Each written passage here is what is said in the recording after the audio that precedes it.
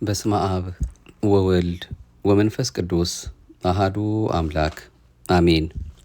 እግዚአብሔር በአንድ መንገድ በሌላም ይናገራል፣ ሰው ግን አያስተውለውም። መጽሐፈ ኢዮብ ምዕራፍ 33 ቁጥር 14። በአንድም በሌላም በሚል መርሃ ግብር ማለትም ይህንን ርዕስ መነሻ በማድረግ የተለያዩ በውስጡ ያካተታቸው የተለያዩ መርሃ ግብሮችን የያዘ ከዚህ ቀደም 22 መርሃ ግብሮችን ወደ እናንተ አድርሰን ነበረ። ለዛሬ 23ኛውን ክፍል ነው የምናደምጠው። እስከ ዛሬ በአንድም በሌላም ብለን መርሃ ግብሩን ወደ እናንተ ስናደርስ በዚህ በማህደረ ተዋህዶ እንደ ኦርቶዶክሳዊ ተዋህዶ ቤተክርስቲያናችን እምነት ስርዓትና ትውፊት በምንከታተለው መንፈሳዊ የዩቱብ አገልግሎታችን በጣም በጥቂት ከሚቆጠሩት በስተቀር በአብዛኛው የተለያዩ ርዕሰ ጉዳዮችን ነው በአንድም በሌላም እንድንማር በሚል ስናደርሳችሁ የቆየ ነው። የተወሰኑትና የዛሬው ደግሞ አንድ ርዕሰ ጉዳይን ብቻ የያዘ ይሆናል። እንግዲህ የዛሬው የጌታ ልደት የተመለከተ በውስጡ ግን በአንድም በሌላም ልንማራቸው የሚያስፈልጉ የተለያዩ ጉዳዮችን የጌታችን የአምላካችን የሕይወታችን የመድኃኔዓለም የኢየሱስ ክርስቶስን ልደት ስናስብ አንዳንድ በልባችን ልናሳድራቸው የሚያስፈልጉ መሰረታዊ ቁም ነገሮች አሉና እነሱን ለመያዝ እንዲመቸን ነው የተለያዩ ምንጮችን እየጠቀስን ከጌታ ልደት ጋር የተያያዙ በልባችን እንዲቀመጡ እንዲታተሙ እርሱ አምላካችን በቸርነቱ የሚያስተምረንን የዛሬውን መልእክቶቻችን ይዘን የተመለስ ነው። የደግነት ባለቤት የፍቅር አምላክ አሁንም በአንድም በሌላም የሚያስተምረንን የእሱ ልደት የሚያሳስበውን ይህን መልእክት በእያንዳንዳችን ልቦና እንዲጽፍልን ለዚህ ሰዓትና ደቂቃም ደግሞ ስላደረሰን ከምንም ነገር በላይ ለእሱ የሚገባውን ምስጋና እናመሰግንበት ዘንድ በፈጠረልን አንደበት እያመሰገን ነው። እንደተለመደው መርሃ ግብራችንን ማህደረ ተዋህዶን እንዲህ የምንጀምረው ፍቅሩን አብዝቶልን እንደ ኃጢአታችን ብዛት እንደ ሰውነታችን ክፋት ያደለ የእሱ ተነግሮ ተዘርዝሮ በማያልቀው ቸርነቱ ተጠብቀን ይህችን ዕለት ለማየት አብቅቶናልና የድንግል ማርያም አንድያ ልጇ አማኑኤል አምላካችን ክብርና ምስጋና ለገናና ስሙ ከአጥናፍ እስከ አጥናፍ ከጠዋት እስከ ማታ ከዘላለም እስከ ዘላለም ከፀሐይ መውጫ እስከ ፀሐይ መጥለቂያ ድረስ ይሁንልን። ርርተ ሕሊና ርርተ ልቦና አንዳችም ነውር የሌለባት እሷም ልመናዋ ጸሎቷ እኛን ከክፉ የሚጠብቀን ቃል ኪዳኗ በበረከት የሚያኖረንም ምልጃዋ የእናትነት ፍቅሯም አብሮናልና ስሟ የከበረ የተመሰገነ ይሁንልን። የቅዱሳን አምላክ እንዲህ ነው ለዛሬ ከልደት ጋር በተያያዘ የተለያዩ ርዕሰ ጉዳዮችን እንድናይ የፈቀደልን። እርሱ አምላካችን በልባችን ጽላት ይጻፍልን።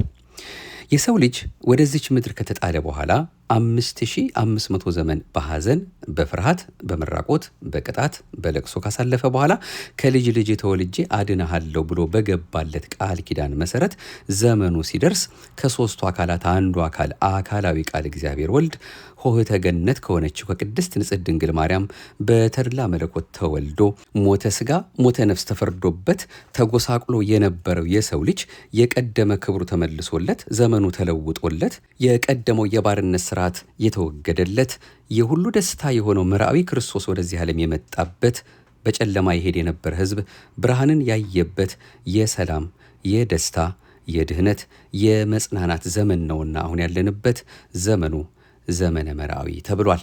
ዘመነ መርአዊ እንደ ኢትዮጵያ ኦርቶዶክስ ተዋህዶ ቤተክርስቲያን የዘመን አከፋፈል ከታኅሳስ 26 እስከ ቅበላ ወይም በዓተ ጾም ድረስ ያለው ጊዜ ሲሆን ይህም ደግሞ መርአዊ ክርስቶስ ቀዳማዊ ምጽአትና የተስፋው ፍጻሜ የሆነው ልደቱ የሚታሰብበት ክርስቶስ የቤተ ክርስቲያን ሙሽራ መሆኑን በማሳየት የሚዘመርበት ከዚህ ጋር የክርስቶስና የቤተ ክርስቲያን ምሳሌ የሆኑት ሙሽራውና ሙሽሪቱ በአቂበ ንጽሕና በክብረ ድንግልና ቆይተው ድህረ ልደት በሚስጥረ ቁርባን ጋብቻቸውን የሚፈጽሙበት ተድላ ደስታ የሚደረግበት በአበይት ዘመናት መካከል የሚገኝ ንዑስ ዘመን ነው። ወቅቱ ዘመነ መርአዊ የተባለበት ምክንያት በአርአያ እግዚአብሔር የተፈጠረው የሰው ልጅ በፈጸመው የሕግ መተላለፍ ምክንያት ጥፋተኛ ሆኖ በመገኘቱ ከፈጣሪው ጋር የነበረውን ኅብረት አጥቶ ምቹ ስፍራ ከሆነችው ከኤደን ገነት ወጥቶ በእርሱ ምክንያት እሾህና አሜኬላ እንድታበቅል ወደ ተረገመችው ምድር ተጥሎ ነበርና ነው። ዘፍጥረት ምዕራፍ 3 ቁጥር 22። እንግዲህ ዘመነ ስጋዌ በዘመነ መርአዊ ተጀምሮ በዘመነ መርአዊ እንደተፈጸመ ቅዱስ ያሬድ በድጓው ይትባህል አስረድቶናል። እግዚአብሔር ወልድ ወደ ሰው ልጆች ያደረገው የማዳን ጉዞ በልደቱ ፍጻሜ ማግኘቱን እንዲሁም የክርስቶስን ቀዳማዊና ዳግም ምጽአቱን ለማብሰር ነው።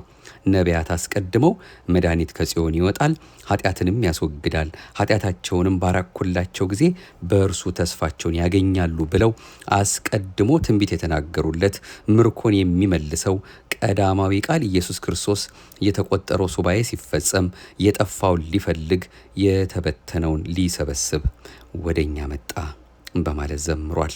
ኢሳይያስ 59 ቁጥር 20፣ መዝሙር 103 ቁጥር 10፣ ዮሐንስ 11 ቁጥር 52፣ ሮሜ ምዕራፍ 11 ቁጥር 26። በኤፍራታ ምድር በቤተልሔም ጌታ ተወለደ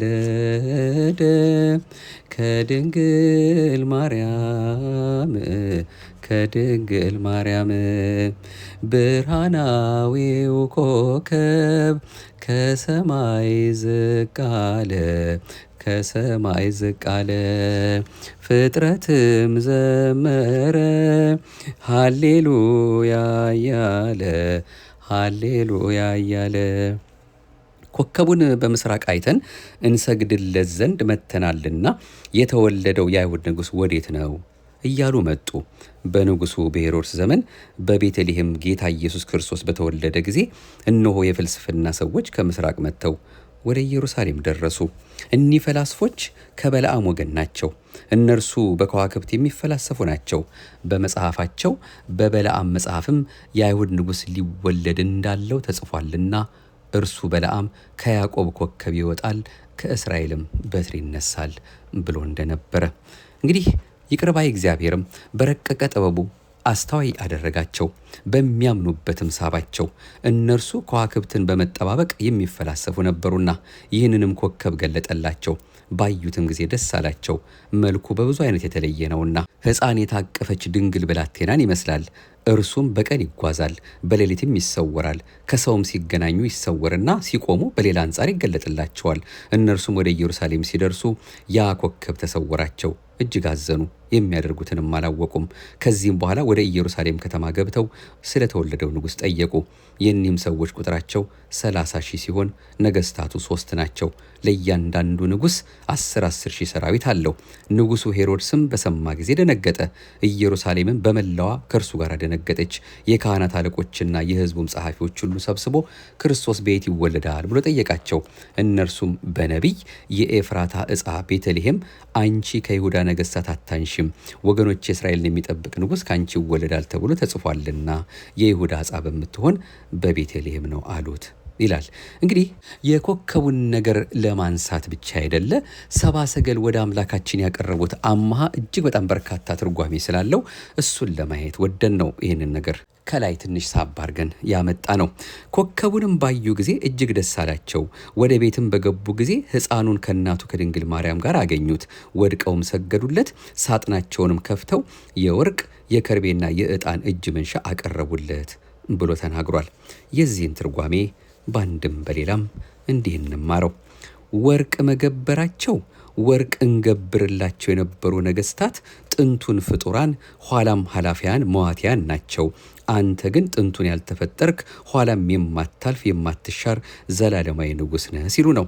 ዕጣን መገበራቸው ዕጣን እናጥናቸው የነበሩ ጣዖታት ጥንቱን ፍጡራን ኋላም ኃላፊያን ናቸው።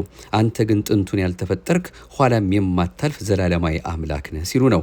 ከርቤ መገበራቸው ምንም ጥንቱን ያልተፈጠርክ ኋላም የማታልፍ ዘላለማዊ አምላክ ብትሆንም ለሰው ብለህ በፈቃድህ መራራ ሞትን ትቀበላለህ ሲሉ ነው።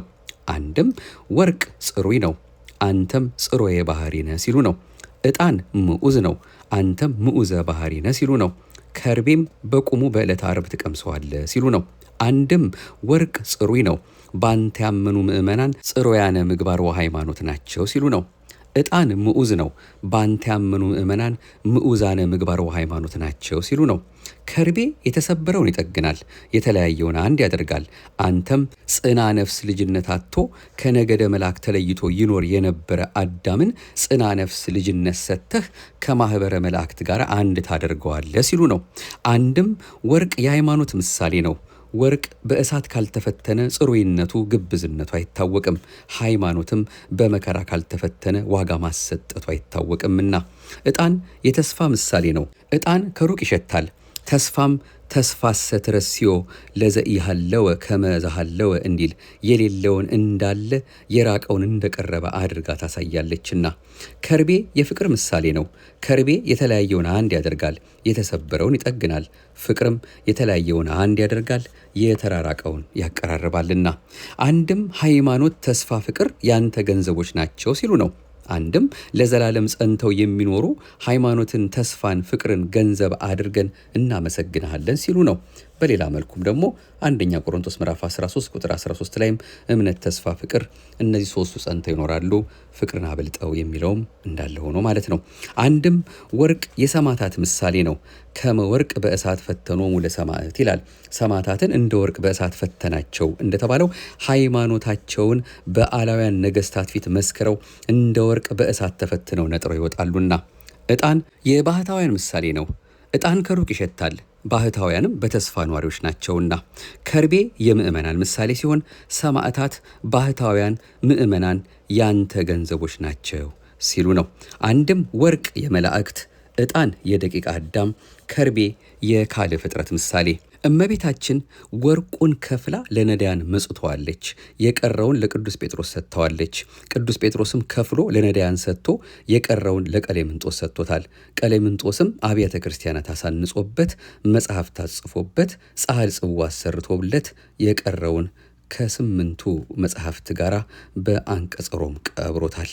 ለሮማውያን ኃይል ጽን የሚሆናቸው ድል እንዲነሱ እንጂ ድል እንዳይነሱ የሚያደርጋቸው እርሱ ነው። ከብዙ በጥቂቱ የወርቅ ዕጣን ከርቤ ምስጢር ሰብአ ሰገል ወርቅ ለመንግስቱ ዕጣን ለክህነቱ ከርቤ ለሞቱ የማምጣታቸው ምሳሌው በዚህ መልኩ የሚተረጎም ነው። ሰብአ ሰገል መጡ ሊሰግዱ በሙሉ ሊሰግዱ በሙሉ ሊሰግዱ በሙሉ አምላክ ሰማያዊ ተወልዷል እያሉ ተወልዷል እያሉ ተወልዷል እያሉ ይኸው ተወለደ ያለ መድኃኒት ያለ መድኃኒት ያለ መድኃኒት እሰይ ተወለደ ያለ መድኃኒት ያለ መድኃኒት ያለ መድኃኒት።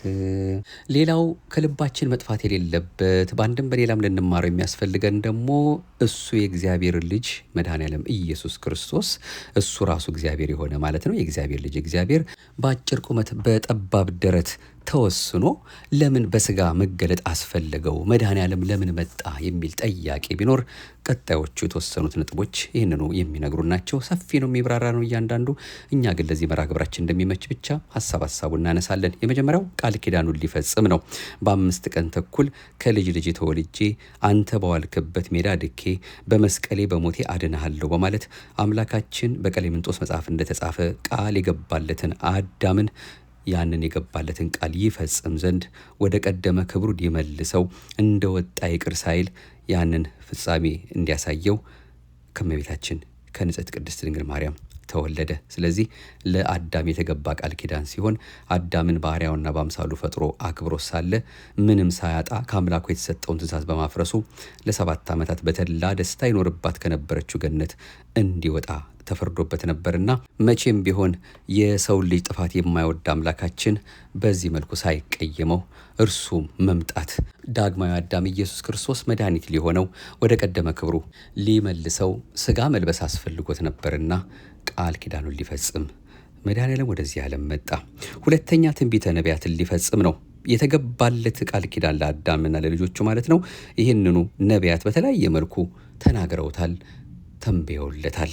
እንደው ምናልባት አንዳንድ ጊዜ የጌታችን የአምላካችን የመድኃኒታችን የኢየሱስ ክርስቶስን መወለድ የት ጋ ነው እስኪ በመጽሐፍ ቅዱስ ላይ ያለው? መቼ ነው ስለሱ መወለድ የተነገረው ቢባል ትንቢተ ኢሳይያስ ምዕራፍ 7 ቁጥር 14 ላይ እነሆ ድንግል በድንግልና ጸንሳ በድንግልና ትወልዳለች ስሙንም አማኑኤል ብላ ትጠራዋለች የሚለው ትንቢተ ነቢያትን ሊፈጽም እንደመጣ፣ በዚሁ ኢሳይያስ ምዕራፍ 9 ቁጥር 6 ላይ ደግሞ እነሆ ድንግል ጸንሳለች ብሎ ከላይ የተናገረውን አሁን ደግሞ ሕፃን ተወልዶልናል ወንድ ልጅም ተሰጥቶናል ብሎ የተናገረው፣ ሕዝቅኤል ሕዝቅኤል 44 ቁጥር 1 ላይም በምስራቅ ወዳለው በር ወሰደኝ፣ ተዘግቶም ነበር፣ ይህ በር ተዘግቶ ይኖራል፣ ሰውም አይገባበትም፣ እግዚአብሔር ገብቶበታልና ብሎ በሕቱም ድንግልና ተጸንሶ በሕቱም ድንግልና እንደሚወለድ ማለትም በታተመ ድንግልና ማለት ነው ከእመቤታችን ከቅድስት ድንግል ማርያም የመወለዱን ነገር እሷም ጸንታ እንደምትኖር ማለት በዚሁ በድንግልና በሕቱም ድንግልና ጸንታ እንደምትኖር የሥጋዌው ነገር ተገልጾለት ነው ሕዝቅኤል የተናገረው።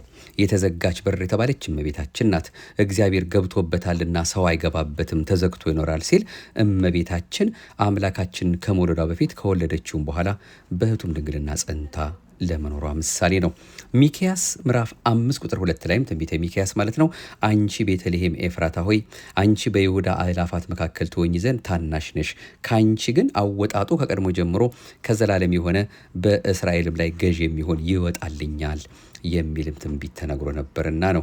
እንደዚህ ላይ ቃላትን ለመፍታት ያህል ቤተልሔም ማለት ቤተ ህብስት የእንጀራ ቤት ማለት ነው። ቤት እመቤታችን፣ ልሔም የጌታችን ነው። ኤፍራታ ማለት ፍሬን የተሸከመች ወይም ጸዋሪተ ፍሬ ማለት ነው። ሌላው ትንቢት ሚልክያስ ምዕራፍ 4 ቁጥር 2፣ ሌላው ትንቢተ ኢሳይያስ ምዕራፍ 9 ቁጥር 2 በጨለማ የሄደ ሕዝብ ብርሃን አየ የሚለው፣ ኢዩኤል ምዕራፍ 2 ቁጥር 32 የእግዚአብሔርን ስም የሚጠራ ሁሉ ይድናል፣ እግዚአብሔርም እንደተናገረ በጽዮን ተራራና በኢየሩሳሌም መድኃኒት ይገኛል፣ ደግሞም እግዚአብሔር የጠራቸው የምስራች የሚሰበክላቸው ይገኛሉ እንዳለውና በመጨረሻ ምሳሌ 8 ቁጥር 25 ተራሮች ገና ሳይመሰረቱ ከኮረብቶች በፊት እኔ ተወለድኩ ብሎ የተናገራቸው የተወሰኑት ከመጽሐፍ ቅዱስ የጌታን መወለድ የሚያሳስቡ የትንቢቱን መፈጸም የሚያሳዩ ናቸው ማለት ነው። መድኃኔዓለም ለምን መጣ ቢባል ሁለተኛው ትንቢተ ነቢያትን አሁን ያየናቸውና ሌሎቹንም የተነገረውን ሊፈጽም ነው። መድኃኔዓለም ለምን መጣ? ሶስተኛ ፍጹም ፍቅሩን ለፈጠረው የሰው ልጅ ሊገልጥ ነው። በእርሱ የሚያምን ሁሉ የዘላለም ሕይወት እንዲኖረው እንጂ እንዳይጠፋ እግዚአብሔር አንድያ ልጁን እስኪሰጥ ድረስ ዓለሙን እንዲሁ ወዷልና ብሎ ዮሐንስ ወንጌል ምዕራፍ 3 ቁጥር 16 እንደተገለጸ፣ አራተኛ የመጣበት ምድርን ሊቀድሳት ነው። በሰው ኃጢአት ተረግማ ነበርና በቅዱሳን እግሮቹ ተራምዶ ሊቀድሳት በደሙ ፈሳሽነት ሊያነጻት ነው። ኢሳይያስ 45 ቁጥር 18 ላይ ሰማያትን የፈጠረ እግዚአብሔር እርሱም ምድርን የሰራና ያደረገ ያጸናትም መኖሪያም ልትሆን እንጂ ለከንቱ እንድትሆን ያልፈጠራት አምላክ ብሎ እንደሚናገር፣ ሌላው የመድኃኔዓለም መምጣት አምስተኛው የሰው ልጅ እንዳይታበይ ነው።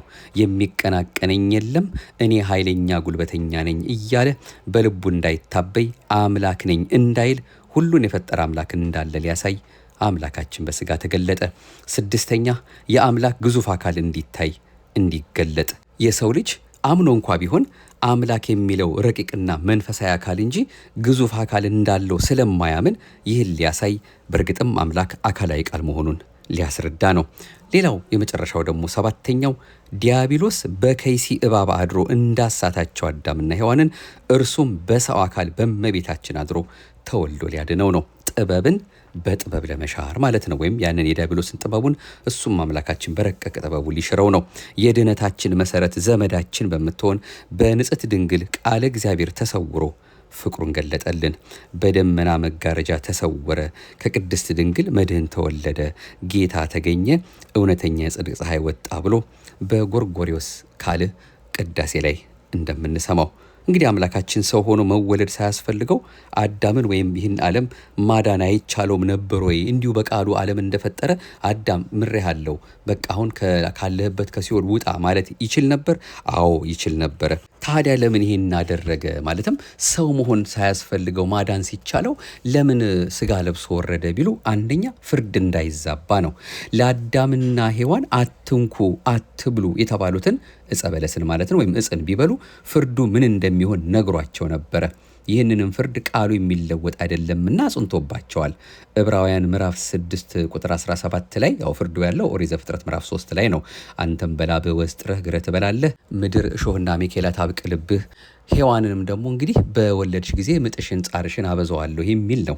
ታዲያ ዕብራውያን ምዕራፍ 6 ቁጥር 17 ላይ እግዚአብሔር የተስፋውን ቃል ለሚወርሱ ፈቃዱ እንደማይለወጥ አብልጦ ሊያሳያቸው ስለፈቀደ እግዚአብሔር ሊዋሽ በማይቻል በሁለት በማይለወጥ ነገር ወይም ሊዋሽ በማይቻል በሁለት በማይለወጥ ነገር በፊታችን ያለውን ተስፋ ለመያዝ ለሸሸን ለእኛ ብርቱ መጽናናት ይሆንልን ዘንድ በመሐላ በመካከል ገባ ብሏል። ስለዚህ በፍቅሩ በመሐሪነቱ ብዛት ይቅር ባይ ነውና ዳኝነቱን ሊያሳይ አምላካችን ሰው ሆነ። ስለዚህ ፍርድ እንዳይዛባ ያልነው ይሄ ነው። ሁለተኛው ደግሞ ሰው መሆን ያስፈለገበት ፍጹም ፍቅሩን ሊያስረዳ ነው። በደልን ኃጢአትን የሰራ የኃጢአቱንም ዋጋ መክፈል ያለበት የፈጠረው ሰው ሆኖ ሳለ ሮሜ ምዕራፍ 6 ቁጥር 23 ከሰው ልጆችም መሃል ባህሪው ያላደፈበት ለዚህ በደልና ጥፋት ዕዳ የሚከፍል በመጥፋቱ በአጠቃላይ ፍጡርን ሰው ማዳን ስላልተቻለው ይህን ይፈጽም ዘንድ ማለትም በሞቱ ሞትን ያጠፋ ዘንድ ከእመቤታችን በመገኘት በመወለድ ሰው መሆን አስፈለገው። ቃልም ሥጋ ሆነ። ረቂቅ መለኮት ርቀቱን ለቆ ሳይገዝፍ ግዙፍ ሥጋም ግዝፈቱን ሳይለቅ በፍጹም ተዋህዶ ሰው ሆነ። ስለዚህ እነዚህ ሁለቱ ከብዙ በጥቂቱ ምክንያቶች ሆነው እንደ አምላካችን ፈቃድ የምንማረው ነው ማለት ነው። ሌላው እንግዲህ እስካሁን ያየነው ጌታችን አምላካችን መድኃኒታችን ኢየሱስ ክርስቶስ ለምን ሰው ሆነ የሚለውንና ሰው መሆን ሳያስፈልገውስ እንደዚሁ ማዳን ይችል ነበር ለሚሉት ሁለቱ ጥያቄዎች መልስ አገኘን። ከማን ተወለደ ለሚለው ደግሞ በሕቱም ድንግልና ጸንሳ እንደምትወልደው ትንቢት ከተነገረላት በንጽሐ ሥጋ በንጽሐ ነፍስ በንጽሐ ልቦና ንጽሕት ከሆነች የአዳም መርገም ካላገኛት ከድንግል ማርያም ነው። ማቴዎስ ምዕራፍ 1 ቁጥር 18 ላይ እናቱ ማርያም ለዮሴፍ በታጨች ጊዜ ሳይገናኙ በመንፈስ ቅዱስ ጸንሳ ተገኘች ይላል። እጮኛ የተባለ ዮሴፍ ጠባቂዋ፣ አገልጋይዋ፣ ተላላኪዋ ነው። ወደ እርሱ አቀርባችሁ ዘንድ ለአንዱ ንጹሕ ድንግል ሙሽራ ለክርስቶስ አጭቻችኋለሁ ብሎ በሁለተኛ ቆሮንቶስ ምዕራፍ 11 ቁጥር 2 የተነገረው ቃል ከዚህ ጋር ተደርቦ የሚብራራ ነው። ሌላው እመቤታችን ቅድስት ድንግል ማርያም እናቱ ስለመሆኗም ሉቃስ 1:26 ላይ የሉቃስ ወንጌል ምዕራፍ 1 ቁጥር 26 ላይ በስድስተኛው ወር መልአኩ ገብርኤል ወደ አንዲት ድንግል ከእግዚአብሔር ዘንድ ተላከ፣ የድንግሊቱም ስም ማርያም ነበረ ብሎ ደስ ይበልሽ ብሎ ቅዱስ ገብርኤል ባበሰራት ጊዜ ትጸንሻለሽ፣ ወንድ ልጅም ትወልጃለሽ፣ ስሙንም ኢየሱስ ትይዋለሽ ብሎ በተናገራት ጊዜ ያንቺ ጽንስ እንደ ሌሎች ሴቶች በዘር በሩካቤ አይደለም፣ መንፈስ ቅዱስ ያድርብሻል፣ የአብ ኃይሉም ያጸናሻል፣ ኃይለ ልዑል ወልድም ስጋሽን ይዋሃዳል ብሎ ከተናገረላት ከእመቤታችን ከንጽሕት ቅድስት ድንግል ማርያም ተወለደ። ከማን ተወለደ ለሚለው ምላሻችን ምድር ያለ ዘር ማብቀል ሴት ያለ ወንድ መውለድ ትችላለችን? በድንግልና ጸንሶ በድንግልና መውለድ እንደምን ይሆናል? እንዲህ ያለውን ነገር ለሴት ልጅ ሊነግሯት ይገባልን? ብለው ነበር እመቤታችን። በኋላ ቅዱስ ገብርኤልም ይህን ማድረግ ለእግዚአብሔር የሚሳነው ነገር የለምና አንቺን ምክንያት አድርጎ ዓለምን ሊያድን ፈቅዶ ነው ብሎ በተናገራት ጊዜ ነው እንግዲህ አምላካችን በማጸኗ ይኩነኒ ብላ ስትቀበለው ያደረው። ገላትያ ምዕራፍ 4 ቁጥር 4 ላይም የዘመኑ ፍጻሜ በደረሰ ጊዜ እግዚአብሔር ከሴት የተወለደውን አንድያ ልጁን ላከ ብሎ ከእመቤታችን የመወለዱን ነገር የሚያጠይቅ የሚያሳስብ ነው ማለት ነው። ድንግል በድንግልና ጸንሳ በድንግልና ትወልዳለች፣ ስሙንም አማኑኤል ትለዋለች። ድንግል በድንግልና ጸንሳ በድንግልና ትወልዳለች፣ ስሙንም አማኑኤል ትለዋለች የሚለውም ዝማሪያችን ይሄንኑ በንጽህና በቅድስና ጸንታ ያለች እናታችን መብራን ልጇ ወዳጇ መድኃኔዓለምን በሱ ፈቃድ ወልዳ እንደሰጠችን የሚያሳስብ ነው። እዚህ ላይ አንድ ነገር እናንሳ። አሁንም በአንድም በሌላም አይደለም ነገራችን እየተማማርን ያለ ነው። እጮኛዋ የተባለ ዮሴፍ በተለይ በማቴዎስ ወንጌል ምዕራፍ 1 ከቁጥር 19 ጀምሮ እንደምናነበው ማለት ነው። እጮኛዋ ዮሴፍም ጻድቅ ሆኖ ሊገልጣት ስላልወደደ በስውር ሊተዋት አሰበ። እርሱ ግን ይህን ሲያስብ እነሆ የጌታ መልአክ በሕልም ታየው፣ እንዲህም አለው፣ የዳዊት ልጅ ዮሴፍ ሆይ ከእርሷ የተጸነሰው ከመንፈስ ቅዱስ ነውና እጮኛህ ማርያምን ለመውሰድ አትፍራ፣ ልጅም ትወልዳለች፣ እርሱ ሕዝቡን ከኃጢአታቸው ያድናቸዋልና ስሙን ኢየሱስ ትለዋለህ ብሎ ከነገረው በኋላ መጨረሻ ላይ ምን ይላል? እጮኛውን ይላል ቁጥር 25 ላይ እጮኛውን ማርያምንም ወሰደ፣ የበኩር ልጇንም እስክትወልድ ድረስ አላወቃትም፣ ስሙንም ኢየሱስ አለው ይላል። አላወቃትም መባሉ ዮሴፍ እመቤታችን ቅድስት ድንግል ማርያም አጠገቡ ያለችው ማን መሆኗን አላወቀም ነበረ። ቅዱስ ዮሴፍ ጠባቂዋ ከመሆን ውጪ በምንም መልኩ አያውቃትም። አንደኛ በአገልጋይነት በእጮኝነት መሰጠቱን ቢያውቅም ሌላውን በእርሷ ላይ የሚሆነውን ታላቅ ምስጢር አልተረዳም። ሌላው አላወቃትም መባሉ አበው በምሳሌ ነቢያት በትንቢት የተናገሩላት የተነበዩላት የጠቀሷት እርሷ መሆኗን አላወቀም። ሶስተኛ ከእርሷ የሚወለደው አምላክ እርሷ ደግሞ እመ አምላክ መሆኗን አላወቀም ማለት ነው። አላወቃትም። በእርግጥ እመቤታችን ማን እንደሆነች አጠገቡ ያለችው ያቺ የመድኃኔዓለም እናት መሆኗን አላወቀም። ምን አይቶ ተረዳ? ምን አይቶ አወቀ ቢሉ እንግዲህ መጨረሻው ላይ ጥቅሱ ላይ የበኩር ልጇን እስክትወልድ ድረስ አላወቃትም ይላልና በ5 ነገሮች ነው ቅዱስ ዮሴፍ የእመቤታችንን ነገር የተረዳው። አንደኛ ሰብአ ሰገል ሲገብሩለት ሲያይ፣ ሁለተኛ የመራቸው ኮከብ ዝቅ ብሎ ሲመራቸው ሲመለከት፣ ሶስተኛ እረኞች በቤተልሔም ተገኝተው በፍርሃት ሲያደንቁ ሲያመሰግኑ ሲያይ፣ አራተኛ ቅዳሴ መላእክት ሲደረግ ሲያይና አምስተኛ እረኞች ከመላእክት ጋር ምስጋና ሲያቀርቡ ሲያይ ነው ያቺ እናት አጠገቡ ያለችው የሱም እመቤት የሱም እናት መሆኗን የመድኃኔዓለም እናት መሆኗን የተረዳውና ይህ በብዙ መልኩ የሚብራራ ነው። በሌላ ጊዜ የምንመጣበትም አለ። እመቤታችን በጸነሰች ጊዜ አብራው በነበረች ጊዜ የሆኑ ነገሮች አሉ። እግዚአብሔር አምላካችን በእውነት በሚስጥር የሚነግረን ያስተማረን አባቶቻችን ያስቀመጡልን በጊዜው ጊዜ እንመጣበታለን። ጊዜውም ቢሆን አሁን ግን በሌላ ጊዜ መለስ ብለን እናየዋለን፣ እንደው እንዳይረዝምብን በዚህ መልኩ ባጭሩ እንደው አየት አድርገን ለማለፍ እንዲመቸን በማለት ነው።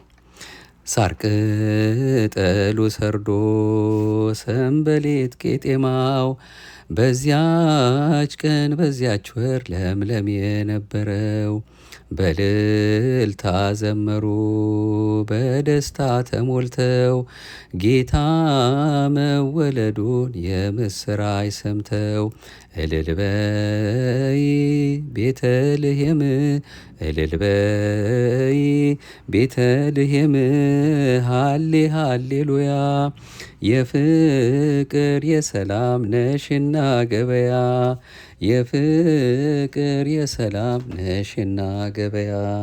ሌላው በአንድም በሌላም ለዛሬ የምንከታተለው መልእክታችን ደግሞ እመቤታችን ንጽሕት ቅድስት ድንግል ማርያም የመውለጃዋ ወራት ደረሰ፣ የበኩር ልጇንም ወለደችው፣ በመጠቅለያም ጠቀለለችው፣ በእንግዶችም ማደሪያ ስፍራ ስላልነበራቸው በግርግም አስተኛችው የሚል በሉቃስ ወንጌል ምዕራፍ 2 ቁጥር 7 ላይ የምናነበው ቃል አለ። አውራጣቱንም አሰረችው የሚልም አለ። ታዲያ ይሄ ከምን የመጣ ነው? ምን ለማለት ነው የሚለውን ለማየት ነው። እመቤታችን በጨርቅ ጠቀለለችው መባሉ አንድም ብታጣ ነው። ያው ሁላችንም እንደምናውቀው እመቤታችን ልጇን የወለደችው በከብቶች በረት ነው። የሚወለድበት ቦታ ጠፍቶ የእርሱም የአምላካችን በቤተልሔም በበረት የመወለዱ ፈቃዱ ሆነና በዛ በኩል ሲወለድ ወይም በዚያ በበረት ሲወለድ እመቤታችን የምታለብሰው ልብስ የላትምና ብታጣ ነው በጨርቅ ጠቀለለችው የተባለው። ሁለተኛው ብርድ ነበርና እንዳይበርደው ነው። ጊዜው ወቅቱ ብርድ ስለነበር ነው። ሶስተኛው በጨርቅ ጠቀለለችው መባሉ ምትሃት እንዳልሆነ ለማጠየቅ በእውነት ከስጋዋ ስጋን ከነፍሷ ነፍስ መንሳቱን ነው። ምክንያቱም አምላክ ረቂቅ የማይታይ ምትሃት እንዳልሆነ የሚታይ የሚዳሰስ እንደሆነ በእርግጥም ከስጋዋ ስጋ ከነፍሷ ነፍስ ነስቶ እንደተወለደ ለማሳየት በጨርቅ ጠቀለለችው። ሌላው ደግሞ ሶስተኛው በጨርቅ ጠቀለለችው ኋላ ለሁላችን ይሞታልና እንዲህ አድርገው ዮሴፍና ኒቆዲሞስ ገንዘው ስጋን ይጠቀልሉታል ስትል ነው። በአራተኛ ደግሞ ሁላችንም እንደምናውቀው በቅዳሴ ካህናት ዕለት ዕለት ስጋህን ይጠቀልሉታል ስትል ነው። ይህ እንግዲህ የውስጥ ስርዓት ነው፣ በመቅደሱ ላይ የሚደረግ ካህናት የሚያደርጉት ነውና በዚያ መልኩ ስጋውን እየጠቀለሉ ለሁላችንም መድኃኒት እንዲሆን ያቀብሉናል ማለት ነው። አውራ ጣቱንም አሰረችው ይላል። አውራ ጣቱን ማሰሯ ደግሞ አንድም ያጸነዋልና ነው። ሁለተኛ ከላይ እንዳየነው ምትሃት እንዳልሆነ የሚዳሰስ የሚጨበጥ ስጋ እንዳለው ለማሳየት ነው። ሌላው ደግሞ በዛራ ልማድ ይላል ዘፍጥረት ምዕራፍ 38 ላይ ካለው ታሪክ ጋር የሚሄድ ነው። እንግዲህ እነዚህ እመቤታችን በጨርቅ ጠቀለለችው አውራጣቱን ማሰረችው የሚለው ከብዙ በጥቂቱ አባቶቻችን በዚህ መልኩ ነው አንድም እያሉ የሚፈቱልን። ጌታችን በተወለደ ጊዜ ቢያንስ አምስት አካላት አቀባበል አድርገውለታል። የመጀመሪያዎቹ ቅዱሳን መላእክት የአዲስ ኪዳን ሰባኪዎች የምስራቹን ዜና የተናገሩ ናቸው። ለእረኞች ልደቱን የሰበኩ ሉቃስ ወንጌል ምዕራፍ 2 ቁጥር 14። ሁለተኞቹ አቀባበል ያደረጉለት እረኞቹ ናቸው። በዚሁ በሉቃስ ወንጌል ምዕራፍ 2 ቁጥር 15 እግዚአብሔር የገለጠልንን እንሂድና እንይ ተባብለው እስከ ቤተልሔም ሄደዋል። ሶስተኛ ከላይ በስፋት እንዳየነው ሰብአ ሰገል ናቸው። የተርሴስና የሳባ ነገስታት ስጦታን ያመጣሉ ተብሎ መዝሙር 71 ላይ እንደተነገረ ወርቅንና ዕጣንን ከርቤን የሚያመጡ ሆነው በዚህ መልኩ መገለጣቸውን ነው። ኢሳይያስ ምዕራፍ 60 ቁጥር 6 ላይም አለ። እንዲሁም ሌላ አቀባበል ያደረጉለት ደግሞ እንስሳት ናቸው። በሬ የገዢውን አህያም የጌታውን ጋጣ አወቀ፣ እስራኤል ግን አላወቀም፣ ሕዝቤም አላስተዋለም ብሎ ትንቢተ ኢሳይያስ ምዕራፍ 1 ቁጥር 3 ላይ እንደተነገረ። በአምስተኝነት ደግሞ የሚነሱ የቤተልሔም ሕፃናት ናቸው። ከነዚያ ውስጥ አንዱ ይሆናል በማለት 2 ዓመትና ከዛ በታች የሆኑትን ሕፃናት ሄሮድስ እንዳስፈጃቸው ስናስብ በምን ተቀበሉት ብንል ደማቸውን በመገበር የቤተልሔም ሕፃናት ተቀብለውታልና ይሄንንም የምናስብበት ሌላው በአንድም በሌላም የምንማረው ትምህርታችን ነው።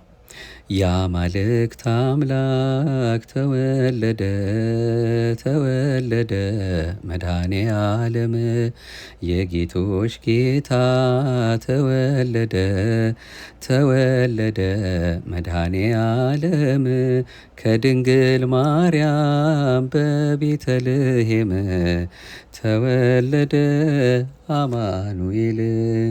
ቀጣዩ በአንድም በሌላም ብለን መቼም ተናግረን ዘርዝረን የማንዘልቀው የአምላካችንን የነገረ ሥጋዌን የልደቱን ነገር ደግሞ የምናይበት ከላይ ከተነጋገርንበት ጋር በጥቂቱ የሚተባበርልን ነው። የጌታ ልደት መሰረታዊ ዓላማው ምንድን ነው የሚለውን ርዕሱን ብቻ እናየው። አንደኛ የሰውን ልጅ ለማዳን ተወለደ። ሁለተኛ ከፍጥረቱ ጋር ሊታረቅ ተወለደ። ሶስተኛ ባህሪያችንን ለማክበር አምላካችን ተወለደ። አራተኛ ምስጢረ ሥላሴን ለመግለጥ ተወለደ። አምስተኛ የዲያብሎስን ሥራ ሊያፈርስ ተወለደ። ስድስተኛ ሰይጣን የቀማንን ደስታና ክብር ሊያስመልስልን ተወለደ።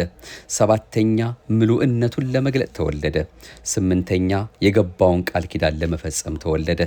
ዘጠነኛ ተስፋ አበውን ትንቢተ ነቢያትን ለመፈጸም ተወለደ። አስረኛ በጸጋ ሊወልደን ሊዛመደን ወገኖቹ ሊያደርገን ተወለደ። 11ኛ ልንሰራው የሚገባንን ሥራ ሰርቶ ለማሳየት ተወለደ። 12ኛ ልደቱን የተአምራት ሁሉ በኩር ሊያደርግ ተወለደ። ከነዚህ ጋር በተያያዘ እንግዲህ እያንዳንዱ የሚብራራ የሚፍታታ ነው። እኛ በርዕስነት ብቻ እንደው ለማየት ነው። ይሄን ደግሞ ምናልባትም የዛሬ ዓመት ወደ እናንተ አድርሰነው ነበርና እንደው ለማስታወስ ያህል እንዲረዳን ነው። ተወለደ ጌታ ተወለደ ተወለደ አምላክ ተወለደ ተወለደ ጌታ ተወለደ ተወለደ አምላክ ተወለደ። ዝማሬዎቹን መቼስ አዝማቹን ያልናችሁ እናንተ ፍንጩን አግኝታችሁ ጫፉን አግኝታችሁ በበለጠ እንድትሰሙት ለማሳሰብ ያህል ነው። ለዛሬ የመጨረሻ የምንመለከተው ስለ ገና ስጦታ ነው።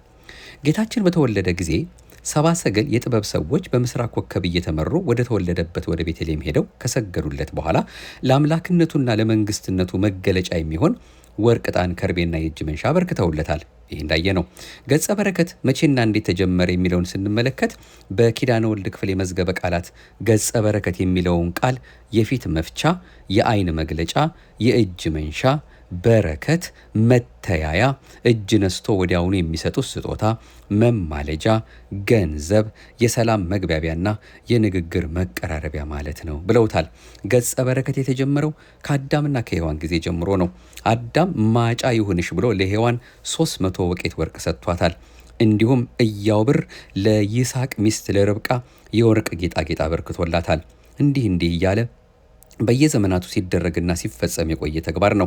ጥንታውያን ግብጾችና ባቢሎናውያን ታላላቅ በዓላቸውን የሚያከብሩበት ወይም በሚያከብሩበት ጊዜ የወርቅና የዕንቁ እንዲሁም በአጥንትና በብራና እየጻፉ የደስታ ተካፋይነታቸውን ለሚወዷቸውና ለሚያውቋቸው ሰዎች ሁሉ ይገልጡ ነበር።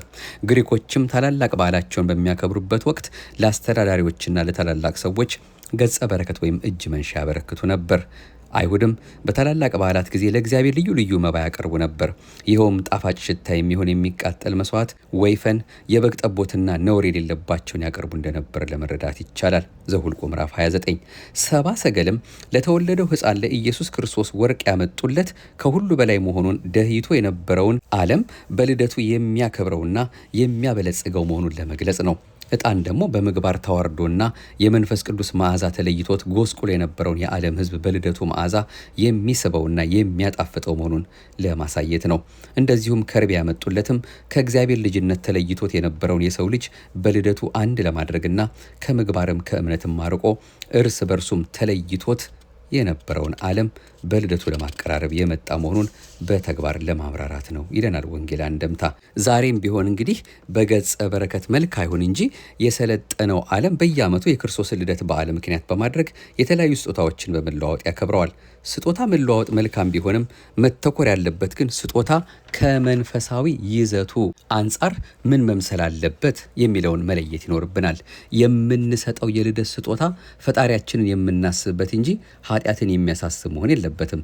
ስጦታችን ደግሞ ተጨንቀን ተጠበን እግዚአብሔርንም በማማረር መሆን የለበትም። የስጦታ ትንሽ ትልቅ የለውም።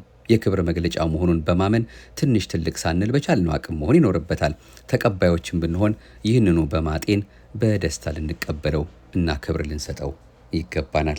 ትልቁ ነገር እኛ የኢትዮጵያ ኦርቶዶክስ ተዋሕዶ ቤተክርስቲያን አማኞች ከልደተ በዓሉ መረዳት የሚገባን ኢየሱስ ክርስቶስ ከእመቤታችን ቅድስት ድንግል ማርያም ተወልዶ ወደዚህ ዓለም የመጣው ለሰው ልጆች ደህንነትና ሰላም ስለሆነ እኛም የመጣበትን ዓላማ በመገንዘብ የተቸገሩትን መርዳት፣ የተራቡትን ማብላት፣ የተጠሙትን ማጠጣት፣ የታረዙትን ማልበስ፣ ያዘኑትን ማጽናናት፣ የታመሙትን መጠየቅ፣ በልዩ ልዩ ምክንያትም ወላጅ አልባ የሆኑትን ሕፃናት መንከባከብና ሌሎች ክርስቲያናዊ በጎ ስራዎችን ማከናወን ያስፈልጋል።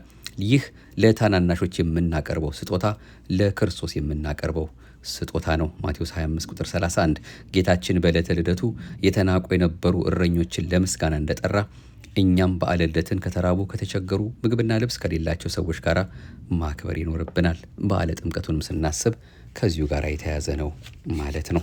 እንግዲህ በአንድም በሌላም ስለ ጌታችን አምላካችን መድኃኒታችን ኢየሱስ ክርስቶስ እጅግ በጣም በርካታ ነገሮችን እያነሳን ብንነጋገር ጊዜውም አይበቃንም። የበዓለ ገና ወይም ደግሞ የገና በዓል መንፈሳዊና ባህላዊ አከባበሩ፣ የገና ጨዋታውና ታሪካዊ ዳራው ምን ይመስላል የሚሉና ሌሎችንም ማንሳት እንችላለንና እንደው ለዛሬ ብቻ ግን ነገሮቻችን ሁሉ ትንሽ ጠቅለል እንድናደርገው ቀጣዩ መልእክት ብቻ አንብበን ለጊዜው ገታ እናደርገዋለን። የጌታችን ልደት ከአይምሮ በላይ መሆኑ ቅዱስ ኤፍሬም እንዲህ ብሎ ተናግሮለታል። የአምላካችን የመድኃኒታችን የኢየሱስ ክርስቶስ መወለድ ቅድስት ድንግል ከምትሆን ከመቤታችን የአምላክ መወለድ ምን ይረቅ፣ ምን ይጠልቅ፣ ምን ይደንቅ፣ ኦ ወዮ እንደምን ያለ ረቂቅ ነው፣ ለዚህ አንክሮ ይገባል ካለ በኋላ እጹብ ድንቅ የተባለበትን ምክንያት ሲገልጥ ሰማይና ምድር የማይወስኑትን የአብ አካላዊ ቃልን ወሰነችው። ቀዳማዊ ልደቱን ፍጥረት ዳህራዊ ልደቱን ዘር አልቀደመውም። ቀዳማዊ ልደቱን ዘመን ዳህራዊ ልደቱን ተፈትሖ አልቀደመውም። በመወለዱም ማኅተመ ድንግልናዋን አልለወጠውም። ቅድመ ዓለም ከአብ ያለ ተፈልጦ ያለ ተድህሮ አካል ዘእም አካል ባህሪ ዘእም ባህሪ ተወለደ። ድህረ ዓለም ቅድስት ድንግል ከምትሆን ከመቤታችን እሷን ሴቶች የሚሰማቸው ሕማመ ወሊድ ሳይሰማት እሱን ሕፃናት የሚሰማቸው ሕማመ ልደት ሳይሰማው ተወለደ። ይህ ምን ይረቅ፣ ምን ይጠልቅ፣ ምን ይደንቅ፣ ኦ ወዮ እንደምን ያለ ረቂቅ ነው፣ ለዚህ አንክሮ ይገባል በማለት በአዲስ ኪዳን ከተሰሩት ታምራት ሁሉ በላይ የሆነ የጌታችን ልደት መሆኑን ተናግሯል። እንግዲህ እንደሱ እንደ አምላካችን ፈቃድ ቢያንስ በሶስት ክፍሎች የእሱ የአምላካችን የመድኃኒታችን የኢየሱስ ክርስቶስን ብርሃነ ልደት እንኳን 3 አይደለም 30 40 ብናደርገው የማንጨርሰውን ግን ከባህሉ ረድኤት በረከት እንሳተፍ ዘንድ በዚህ መልኩ ለማየት ወደናል።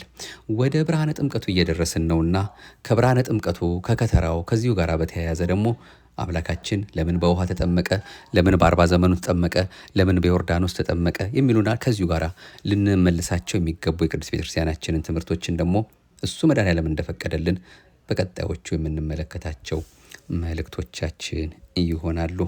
ብርሃነ ልደቱን ለማየት ያበቃን መድኃኔዓለም ብርሃነ ጥምቀቱን ለማየት እንዲያበቃን ፈቃዱ ይሆንልን። በዚሁ አጋጣሚ አንድ ነገር ጠቆም ለማድረግ የ2018 ዘንድሮ የያዝነው ጥምቀት የሚውለው ሰኞ ነው፣ ጥር 11 ማለት ነው። በዋዜማው እሁድ ግን ከጥሉላት ምግብ እንከለከላለን። ማለትም ከፍስክ ምግቦች ተከልክለን በጾም የምናሳልፈው ነው የሚሆነው።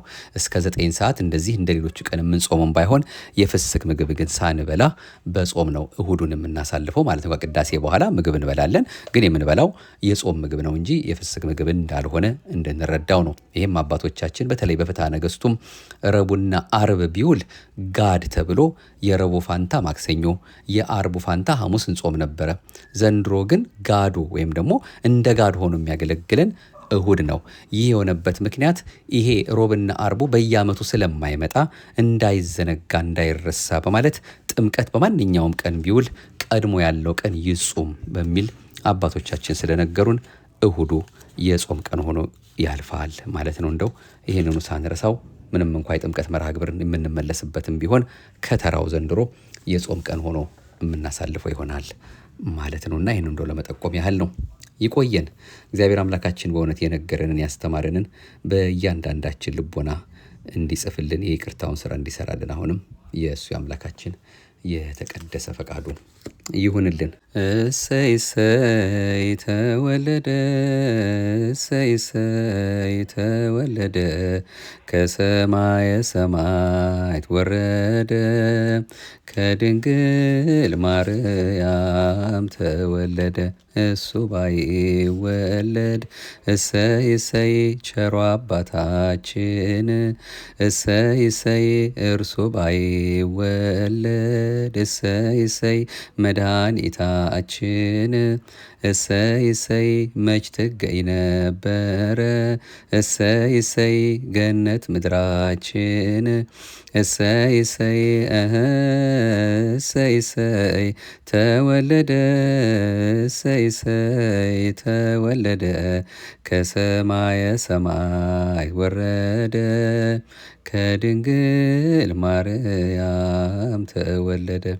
እሰይ እሰይ ተወለደ እያላችሁ እንግዲህ እርሱ ባይወለድ እያላችሁ እየፈለጋችሁ ዝማሬውን እናንተው ራሳችሁ ልታደምጡ ትችላላችሁ።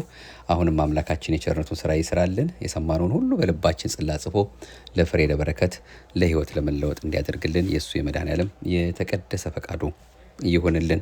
ለዛሬ እንደሱ እንደ አምላካችን ፈቃድ ወደ እናንተ ያመጣናቸውን መልእክቶቻችን ያገኘ ነው ከሐመር መጽሔት 19ኛ ዓመት ቁጥር 8 ታኅሳስ 2004 ዓ.ም ከታተመው እንዲሁም እኔም በተለያየ መልኩ ከዚሁ ጋር በተያያዘ ከያዝኳቸው ማስታወሻዎቼ እንዲሁም ሆህተ ስብከት ዘቅዱስ ያሬድ ከተባለው ቅጽ 1 በሊቀ ጉባኤ ጌታሁን ደምጸ ከተጻፈው ነው። እግዚአብሔር አምላካችን በእውነት ይህን የሰማነውንም ሁሉ በእያንዳንዳችን ልቦና ጽላት ይጻፍልን፣ የቸርነቱን ስራ ይስራልን። በእያንዳንዳችን ልቦና አሁንም መድኃኔዓለም ተወልዶልን እሱ የልባችን መሻት መልካሙን ነገር ሁሉ እየፈጸመልን እኛም ከሁሉ በላይ የእሱን ፈቃድ እየፈጸምን በሚሆነው ነገር ሁሉ የእሱ ፈቃድ መልካም ፈቃዱ ሆኗል እያል በሚደርስብን በመውጣት በመግባታችን ሁሉ የመድኃኔዓለምን የአምላካችን የሕይወታችን የበረከታችንን እኛ ራሳችንን ከምናውቀው በላይ እኛን ከሚያውቀን ከሱ ከመድኃኔዓለም ሳንርቅ ፈቃዱን እየፈጸምን እንድንመላለስ የቸርነቱ ስራ ለእኛም ለሕዝባችንም ለሀገራችንም እንዲያበዛልን እሱ አምላካችን ፈቃዱ ይሆንልን እያለ ነው። እንግዲህ ለዛሬም ደጅ እየጠና ነው መርሃ ግብራችን የምንፈጽመው። እመብርሃን ወላዲተ አምላክ የአምላክ እናቱ የኔንም የእናንተንም መጨረሻ በእናትነት ፍቅሯ ታሳምርልን። በመውጣት በመግባታችን ከምናስበው ከማናስበው ከምንጠረጠረው ከማንጠረጠረው እሱ አምላካችን ከሚያውቀው ሰይጣን ከሸመቀው እኛ ከማናውቀው ከተለያየ ፈተና መድኃኔዓለም ኢየሱስ ክርስቶስ ሰውሮን ሁልጊዜም ሞገስ እየሆነን የደግነቱን ስራ አብዝቶልን መስቀሉን እያየን ቃሉን እየሰማን እንድንመላለስ የደግነት ባለቤት እሱ መድኃኔዓለም ማስተዋሉን ጥበቡን እንዲሰጠን መንገዳችንን ብርሃን እንዲያደርግልን የእሱ የመድኃኔዓለም የተቀደሰ ፈቃዱ ከሁላችን ጋር ይሁንልን። አሜን። ይቆየን። አቤቱ አንተን መፍራትን በልቦናችን በጎ አምልኮትህንም በህሊናችን ጨምር። ለቅዱሳን ፈጽሞ አንድ ጊዜ በተሰጠች በዚች በተዋህዶ ሃይማኖታችን በነጻች በጎላች በተረዳች በተዋህዶ እምነታችን እንድንሰማቸው ከሚያስፈልጉ በአንድም በሌላም እሱ አምላካችን ስለ ልደቱ የነገረን መልእክቶቻችንን ነበረ በማህደረ ተዋህዶ ስናደምጥ የቆየ ነው። ይህን መርሃ ግብራችን ለሚያደምጡ ሁሉ ማዳረሳችሁን እናንተም ደግሞ እንደሰማችሁ ሌላው የሚሰማ ዘንድ ከእናንተ የሚጠበቀውን ከማድረግ ወደ ኋላ እንዳትሉ ከወዲሁ ለመጠቆም እንወዳለን። ሰብስክራይብ ያላደረጋችሁም ሰብስክራይብ አድርጋችሁ ብትከታተሉ እስከዛሬ የቀረቡ መርሃ ግብሮቻችንንም እንድታደምጡ የተለያየ መልኩ ጥያቄዎቻችሁ የሚመለሱበትም ስለሚሆን በተለይ ፕሌሊስት የሚለው ላይ ብትገቡ እጅግ በጣም በርካታ መርሃ ግብሮች አሉ እዛ ላይ የተያያዙ እንግዲህ በቆየንባቸው ከ7 ዓመት በላይ በሆነው መርሃ ግብራችን እነዚህ ነገሮች ታገኟቸዋላችሁና አሁንም አብልጠን አብዝተን እሱን አምላካችን አጋዥ አድርገን መነጋገራችንን እንቀጥላለን። ለብርሃነ ጥምቀቱ ደግሞ እሱ አምላካችን የወደደው እንዲያስተምረን ደጅ እየጠና ነው፣ እንለያያለን። ይቆየን፣ የቀጠሮ ሰዎች ይበለን። ክብር ምስጋና ይሁን ለአብ፣ ክብር ምስጋና ይሁን ለወልድ፣ ክብር ምስጋና ይሁን ለመንፈስ ቅዱስ ዛሬም ዘወትርም ለዘላለሙ አሜን።